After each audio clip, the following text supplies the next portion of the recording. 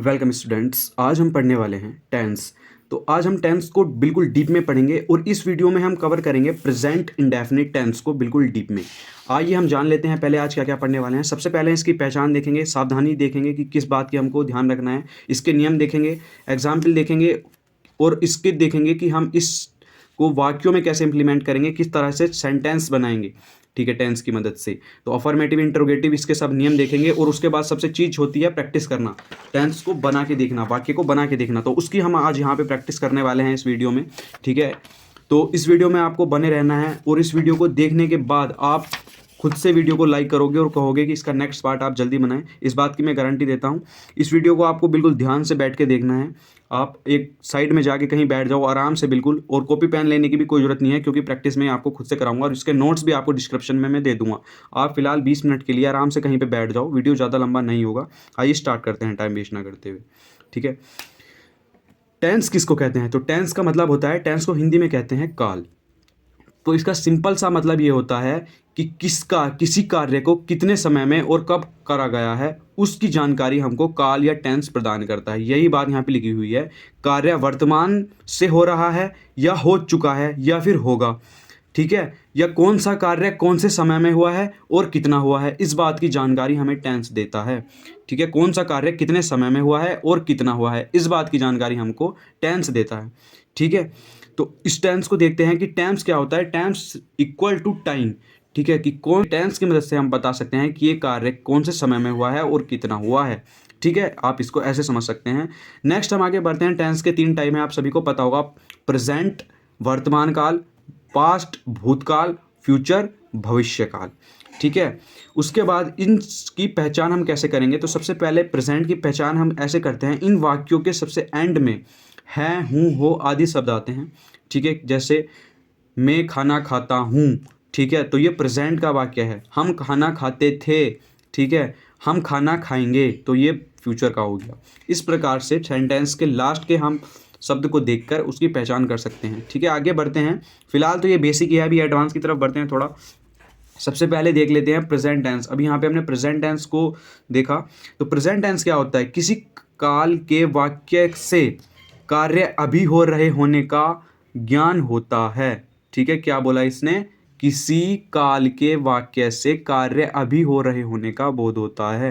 Present tense का मतलब ये है कि कोई भी कार्य वर्तमान में जो चल रहा है उसी को हम प्रेजेंट टेंस कहते हैं, ठीक है। ये 4 प्रकार के इसके भेद होते हैं, आपने पढ़े भी होंगे। प्रेजेंट इंडेफिनिट, इसको बोलते हैं सामान्य वर्तमान। प्रेजेंट कंटिन्यूअस, ठीक है, अपूर्ण वर्तमान। परफेक्ट को बोलते हैं पूर्ण वर्तमान और प्रेजेंट परफेक्ट कंटिन्यूअस को बोलते हैं पूर्ण वर्तमान, ठीक है।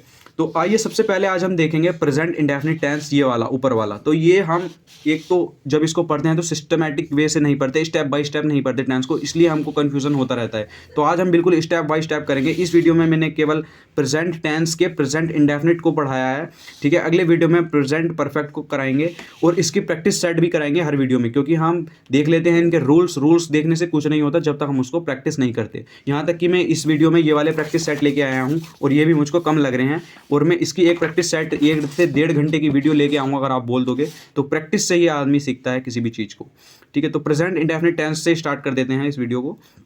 इस काल में कार्य वर्तमान समय में होता है क्योंकि ये प्रेजेंट आ गया, लेकिन इंडेफिनिट की पहचान कैसे करेंगे? इंडेफिनिट की पहचान करेंगे कि किंतु कार्य के पूर्ण या अपूर्ण होने का ज्ञान इससे नहीं होता, ठीक है। कार्य के पूर्ण या अपूर्ण होने का ज्ञान इंडेफिनिट टेंस से नहीं चलता, ठीक है। इसको सेंटेंस से देखते हैं। जैसे कि आई प्ले मैं खेलता हूँ, तो इसमें सेंटेंस में क्या हुआ? यहाँ पे हमको पूर्ण या अपूर्ण होने का ज्ञान नहीं हुआ, ठीक है। मैं खेलता हूँ, अभी खेल रहा हूँ या खेलूंगा, और तो इससे हमें पूरा कोई निर्णय निकल के नहीं आया। सिंपल सा इतना है, मैं खेलता हूँ, ठीक है। सी सिंग्स, वह गाती है, ठीक है। वह गा रही है या गाएगी, इस बात का कोई पक्का नहीं पता, बस गाती है, ठीक है। कोई पूर्ण या अपूर्ण ज्ञान हमको नहीं हो रहा, ठीक है। अब इसकी पहचान कैसे करते हैं हम? इसमें ता है, ती है, ते हो आदि शब्द आते हैं इसके अंत में, ठीक है। ता है, ती है, ठीक है, ता ती ते, ये किसकी पहचान कराते हैं? इंडेफिनिट की। ध्यान से देखना, ता है, ती है, ते हो इंडेफिनिट की पहचान कराते हैं। तो हमको पहचान करा रहा है कि ये प्रेजेंट है।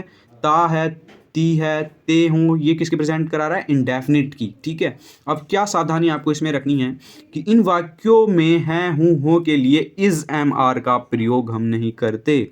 तो जब इज एम आर का प्रयोग नहीं करते तो किसका प्रयोग करते हैं, आगे बताता हूँ।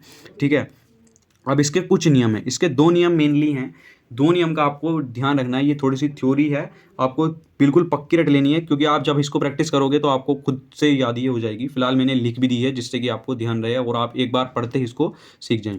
अब इसमें क्या लिखा है कि इसमें I, we, you, they, boys, student और सभी बहुवचन या प्लूरल कर्ता के साथ वर्ब की प्रथम अवस्था मतलब फर्स्ट फॉर्म लगाते हैं। ठीक है, आई, वी, यू, दे के साथ इसमें फर्स्ट फॉर्म लगाते हैं और सभी बहुवचन कर्ताओं के साथ भी फर्स्ट फॉर्म लगाते हैं और इनके अंत में एस या एस नहीं लगाते।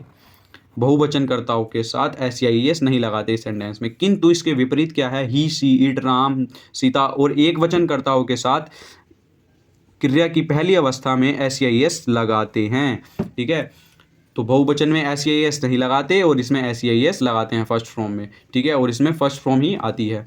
ठीक है, वर्ब की सेंटेंस में। आगे अब इसको सेंटेंस में देखते हैं। मैंने एक सेंटेंस बनाया था, उसी को 5 प्रकार से बनाया है। तो देखिए, पहला है आई राइट। आई राइट, मैं लिखता हूँ, मैं लिखता हूँ। आई राइट। ही राइट्स, वह लिखता है। तो यहाँ पे देखिए, आई के साथ हमने यहाँ पे एस या एस यहाँ पे नहीं लगाया है, लेकिन मैं लिखता हूँ तो मैं आई राइट। वह लिखता है, वह मतलब ही, तो ही के साथ, ही क्या है, एक वचन है तो इसमें एस लगेगा, तो ही राइट्स। ठीक है, तुम लिखते हो, तुम यू राइट, तो यहाँ पे यू के साथ भी एस या एस नहीं लगेगा। नेक्स्ट सेंटेंस है तुम लिखते हो या हम लिखते हैं, हम, वी इसमें आ गया तो इसमें भी एस या एस यहाँ पे नहीं लगा, वी। ठीक है, उसके बाद है दे राइट, वे लिखते हैं। वे, दे भी हमारा बहुवचन है तो इसमें हम एस या एस नहीं लगाएंगे। मतलब एक वचन के साथ तो एस लगेगा बट बहुवचन के साथ एस या एस नहीं लगाएंगे। ठीक है, बस आप इतना समझ लेना कि एक वचन के साथ एस या एस लगाएंगे और बहुवचन के साथ एस या एस नहीं लगाएंगे फर्स्ट फॉर्म के लास्ट में। आगे बढ़ते हैं। आगे आता है प्रेजेंट इंडेफिनिट के रूल, कि सेंटेंस में इसको कैसे इंप्लीमेंट करना है और क्या इसके रूल होते हैं। सबसे पहला हम देख लेते हैं अफर्मेटिव या पॉजिटिव सेंटेंस। अफर्मेटिव या पॉजिटिव सेंटेंस को हम स्टार्ट करते हैं सबसे पहले सब्जेक्ट से। सबसे पहले आता है फर्स्ट नंबर पे सब्जेक्ट। ठीक है, इसको पॉजिटिव सेंटेंस भी बोलते हैं। उसके बाद वर्ब की फर्स्ट फॉर्म हम इसमें लगाते हैं। आपको पता है इंडेफिनिट में वर्ब की फर्स्ट फॉर्म ही आती है, ये मैंने पहले ही बता दिया। और उसके साथ हम एस या एस जोड़ देते हैं, प्लस ऑब्जेक्ट लगाते हैं और प्लस अदर वर्ड्स। जो भी सेंटेंस में अदर वर्ड्स हैं बाद में सबसे वो आ जाते हैं। ठीक है, एस या एस के बाद ऑब्जेक्ट और फिर जो बचे हुए वर्ड हैं वो आ जाते हैं और बाद में फुल स्टॉप। नेक्स्ट हमारा आता है निगेटिव सेंटेंस। अभी इसको बनाएंगे, अभी आप फिलहाल एक बार इसको पढ़ा रहा हूँ मैं। ठीक है, जिससे कि आपको वहाँ पे थोड़ी आसानी रहे।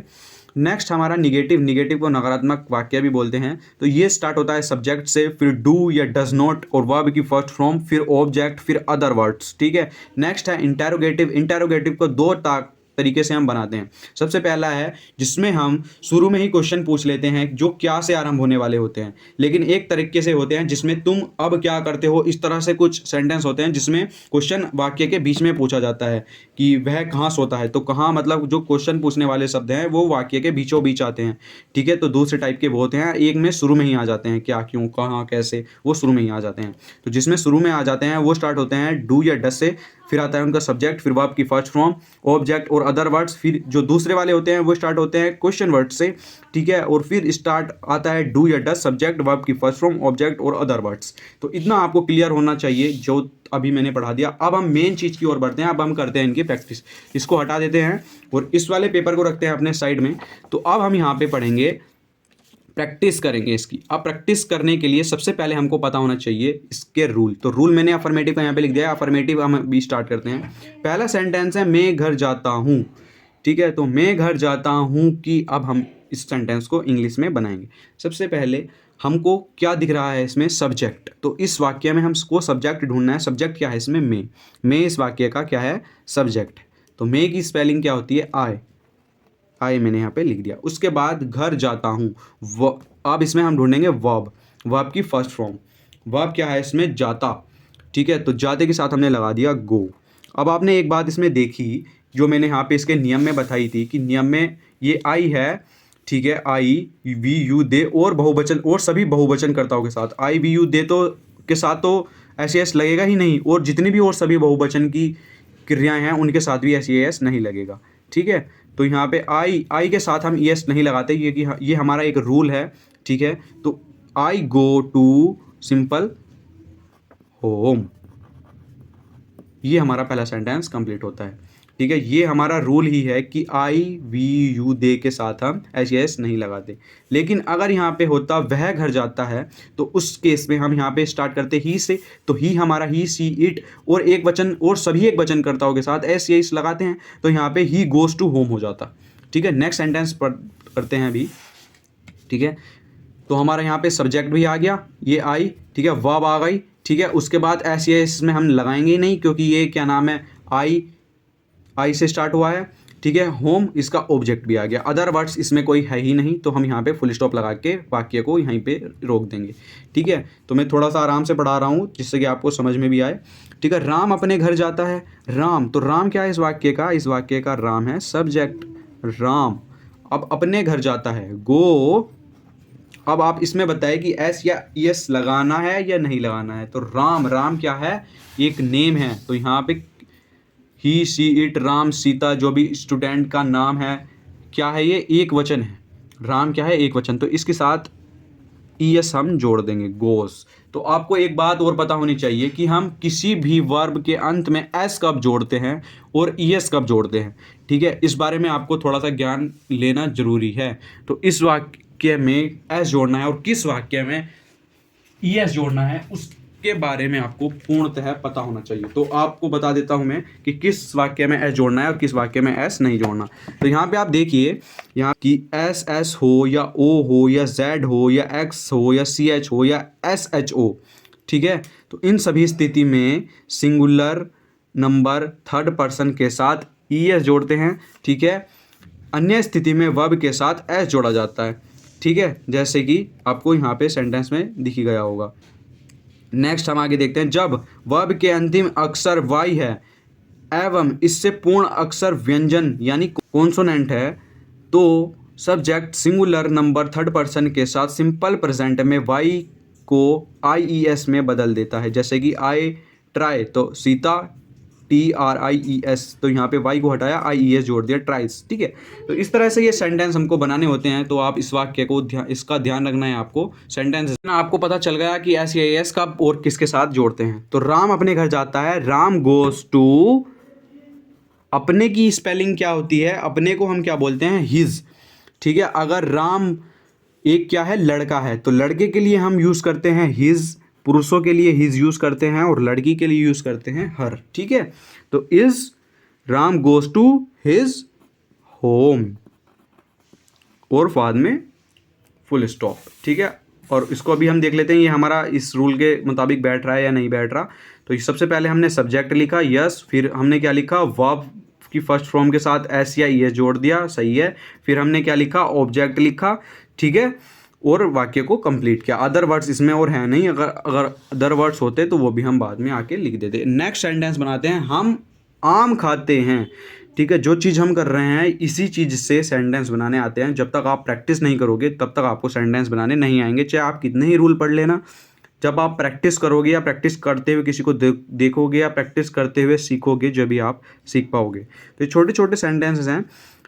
हम आम खाते हैं, हम क्या हुआ, सब्जेक्ट हुआ। जल्दी जल्दी बनाते हैं। अब इन दोनों सेंटेंस में हमने काफ़ी देर लगा दी, ठीक है। अब जल्दी जल्दी बनाते हैं। हम आम खाते हैं, हम वी, खाते की क्या है, ये यहाँ पे वर्ब है। खाते की स्पेलिंग क्या आपको पता है, ईट। क्या खाते हैं, आम, मैंगोस। यहाँ पे हम हैं तो आई वी यू दे, ये चार अक्षर आपको रट लेने हैं कि इनके साथ SEIS नहीं लगेगा।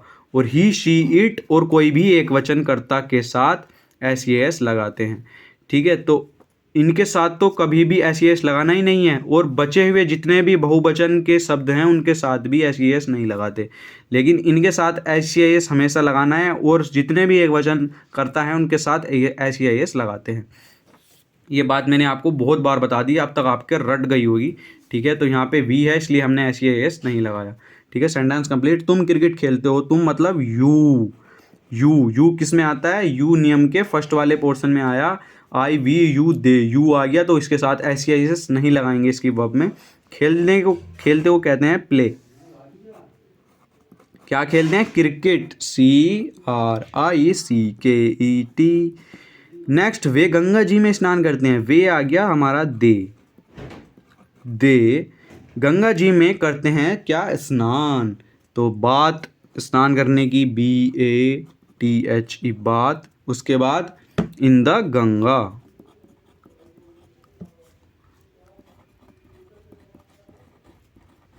ठीक है। नेक्स्ट, माता जी रामायण पढ़ती हैं। माता जी रामायण पढ़ती हैं, इसको सेंटेंस को बनाएंगे। माता जी इसमें क्या हो गया? सब्जेक्ट हो गया। मदर, पढ़ती को कहते हैं रीड, READ, रीड। अब इस सेंटेंस में बताइए एस लगाना है या नहीं लगाना। तो सिंपल आपको दिख रहा है कि ये एक वचन है, एक वचन है इसमें, तो इसके एक वचनकर्ता के साथ हम एस या ES लगाते हैं तो इसमें एस आ जाएगा। ठीक है। रीड्स द, कौन सी बुक पढ़ रही है? रामायण। ठीक है। और बाद में फुल स्टॉप। ठीक है। आग जलती है, आग जलने की, आग को बोलते हैं फायर। फायर और जलती को हम स्पेलिंग होती है बर्न। सिंपल सा ये इतना ही सेंटेंस है। उसके बाद बर्न्स, यहाँ पे जल्दी, ये एक वचन है तो इसके साथ हमने ये लिख दिया। सूर्य पूरब से निकलता है, ये सेंटेंस काफ़ी बार पूछा जाता है। और सब, the sun rises in the east. ठीक है। कुत्ते भौंकते हैं, कुत्ते भौंकते हैं। द डॉग्स, ये हो गया सब्जेक्ट, DOGS, डॉग्स। उसके बाद आ गया बार्क। ठीक है। नेक्स्ट सेंटेंस है कुत्ता भौंका करते हैं, तो डॉग्स और खाली बार्क। ठीक है। दोनों सेंटेंस सेम ही थे। तो यहाँ तक आपको मुझे लगता है कि अफर्मेटिव में थोड़ा बहुत आपको समझ जरूर आया होगा। यहाँ पे सेंटेंस कम थे इसलिए प्रैक्टिस कम हो पाई, लेकिन फिर भी आपको बहुत ज़्यादा बातें समझ आ गई होंगी, इस बात की मैं गारंटी देता हूँ। अब हम नेक्स्ट सेंटेंस की तरफ बढ़ते हैं, जो है हमारा निगेटिव। अब निगेटिव में और ज़्यादा हमारे लिए हल्का आसान इसलिए हो जाता है, एक तो इसमें एस या ES हम नहीं लगाते। ठीक है। तो ES या S लगाने की दिक्कत भी इसमें ख़त्म हो जाती है। ठीक है। बस इसमें क्या दिक्कत होती है कि डू कब लगाना है और डस कब लगाना है। ठीक है। तो इस बात इसमें बता देता हूँ कि डू कब लगाते हैं और डस कब लगाते हैं। डू का प्रयोग singular number third person subject के साथ होता है। ठीक है। बाकी में डू का प्रयोग होता है। ठीक है। डस का प्रयोग कब होता है? जब सिंगुलर नंबर और थर्ड पर्सन सब्जेक्ट के साथ डस का प्रयोग होता है। ठीक है। अब हम इसको वाक्य में ही देखेंगे और जिससे कि आपकी ज़्यादा समझ में आए। ठीक है। मैं आम नहीं खाता हूँ। मैं, सबसे पहले इस निगेटिव सेंटेंस में क्या है? सब्जेक्ट है। सब्जेक्ट लिखते हैं पहले मैं को हम लिखते हैं आए। अब मैं आए। ठीक है। सबसे पहले आ गया हमारा आए। अब इसमें हमने क्या देखा कि जितने भी शब्द होते हैं आई, वी, यू, दे और सभी बहुवचन क्रियाओं के साथ डू नॉट लगाकर वर्ब की फर्स्ट फॉर्म को आगे बढ़ाते हैं। ठीक है। तो यहाँ पे do not eat mango.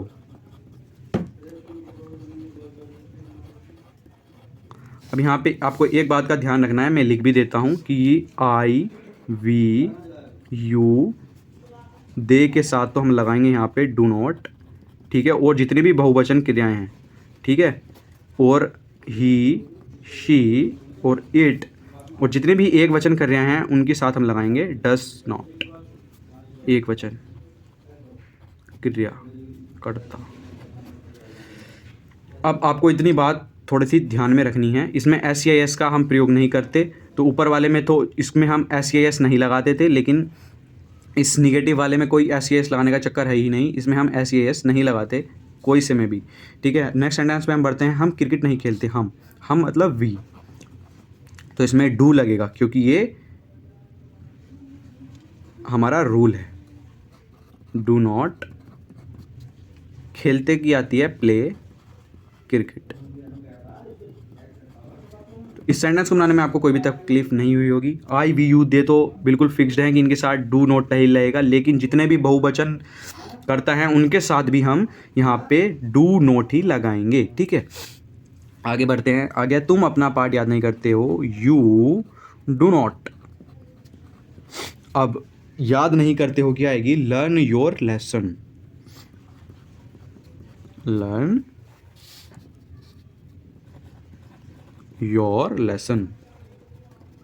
Next sentence हमारा आता है वे अस्पताल नहीं जाते। वे मीन्स स्टार्ट होगा यहाँ पे दे से। अब जल्दी जल्दी करते हैं थोड़ा सा, ठीक है। वीडियो पसंद आ रही है तो वीडियो को लाइक कर देना यार, चैनल को सब्सक्राइब कर देना।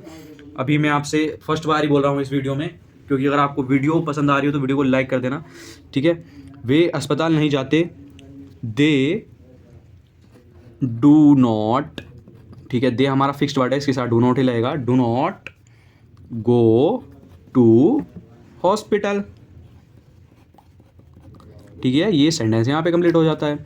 दे do not go to hospital. वह आज अपना कार्य नहीं करता है। वह मीन्स ही। अब यहाँ पे ही आ गया। अब ही क्या है यहाँ पे, ये फिक्स्ड वर्ड है, इसके साथ हम लगाते हैं डज नॉट, और एक वचनकर्ताओं के साथ भी हम डज नॉट ही लगाते हैं। और मैंने आपको एक लाइन और बताई कि singular number third person subject के साथ भी डज नॉट ही लगेगा, ठीक है। नेक्स्ट हम स्टार्ट करते हैं ही के साथ मैंने क्या बताया अभी, डज नॉट। डज नॉट आ गया। अब इसके बाद क्या है,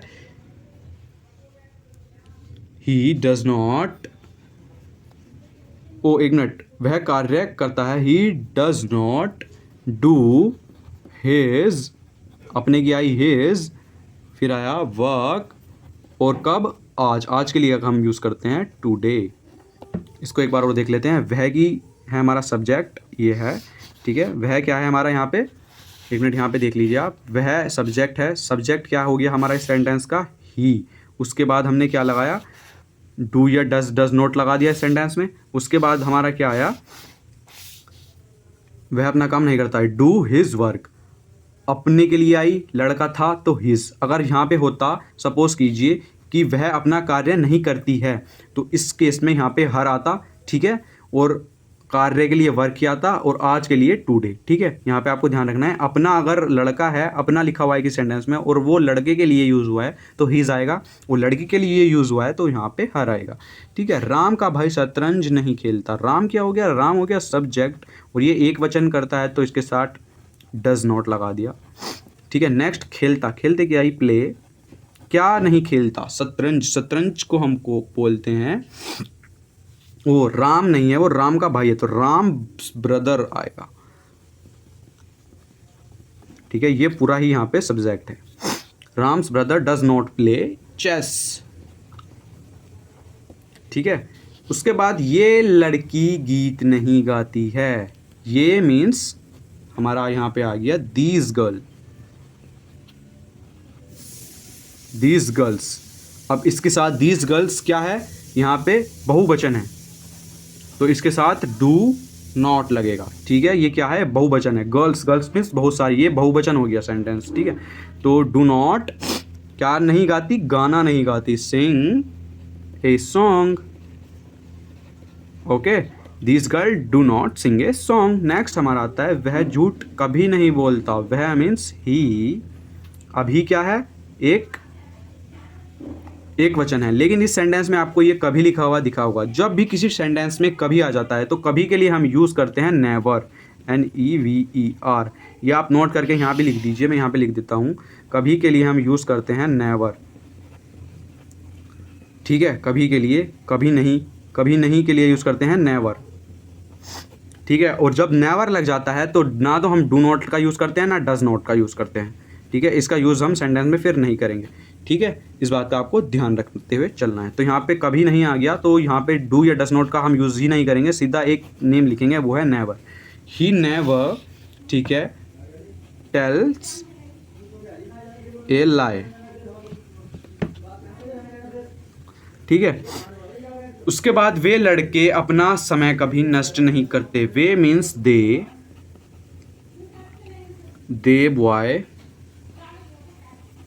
तो यहाँ पे क्या हुआ, बहुत सारे लड़के हैं, तो इसमें हम क्या यूज़ करेंगे, बहुत सारों के लिए क्या यूज़ करते हैं, डू नॉट, ठीक है। डू नॉट, सही बनाया मैंने सेंटेंस ही। अभी आपको एक चीज़ की गलत फहमी है, यहाँ पे भी कभी आ चुका है, कभी नहीं। तो कभी नहीं के लिए मैंने अभी बताया आपको, यहाँ पे ये डज नॉट नहीं लगाते। तो आपको इस बात का ध्यान रखना है कि जल्दी जल्दी में आपको यहाँ पे डज नॉट नहीं लिखना है। ये मैंने जानबूझ के लिखा भी, जिससे कि आपको, अगर आपने सेंटेंस सही से पढ़ा होगा तो आपको पता चल गया होगा, लेकिन आपने सेंटेंस नहीं पढ़ा होगा सही से, तो आपको यहाँ पे डू नॉट ही लगा देते आप, क्योंकि ये बहुवचन है, बहुवचन के साथ हम डू नॉट लगाते हैं तो सेंटेंस यहाँ पे गलत हो जाता है। तो हम डू नॉट नहीं लगा के यहाँ पे नेवर लगाएंगे, इसलिए मैंने इसके 2 सेंटेंस लिए थे, ठीक है।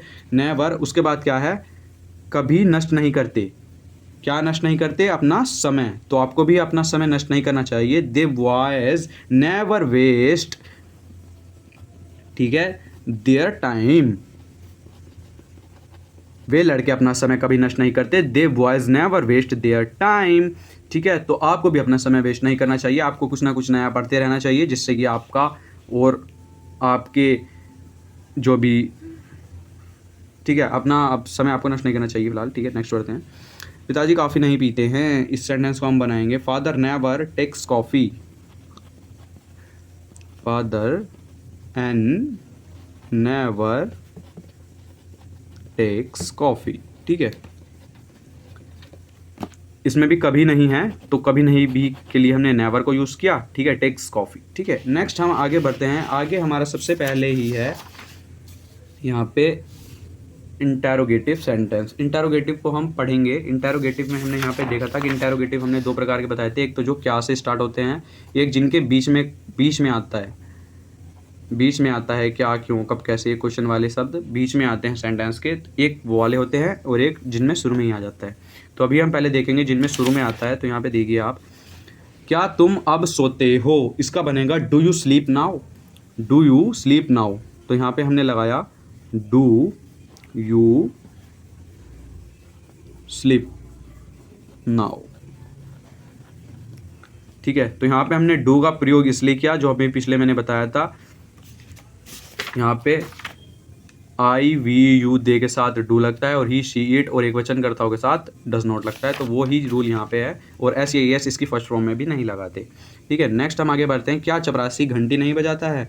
तो चपरासी क्या है, एक वचन करता है, एक वचन कर्ता के साथ हमने लगाया डज, ठीक है। डज द, चपरासी को बोलते हैं पियोन, ठीक है। उसके बाद हमने लगाया नहीं बजाता है, तो ये निगेटिव भी है, तो इसके लिए यहाँ पे हम लगाएंगे नॉट, ठीक है।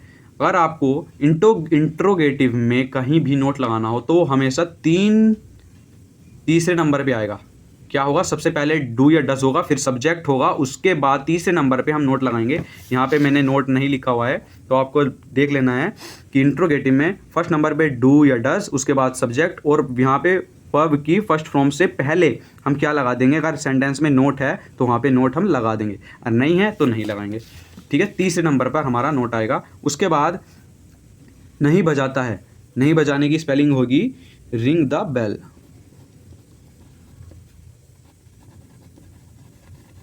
और बाद में क्वेश्चन मार्क। इस सेंटेंस की पहचान इंटेरोगेटिव की होती है, इसमें एक तो क्वेश्चन मार्क होता है और हम क्वेश्चन पूछते हैं, ठीक है। क्या तुम्हारे मास्टर साहब तुम्हें पीटते हैं?